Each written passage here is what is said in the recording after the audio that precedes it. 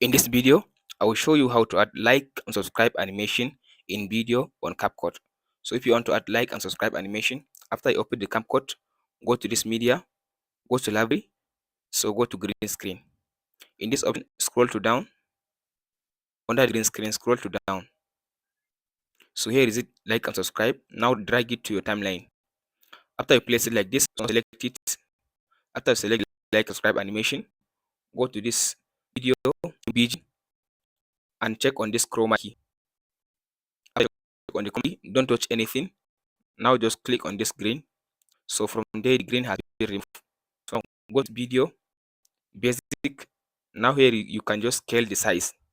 If you want to reduce the size like this, so now you can just take where you want to add it. So now you can add it to the end of the video, or to the middle, or to the beginning of your video. And that's it. Do like and subscribe. Thanks for watching, guys.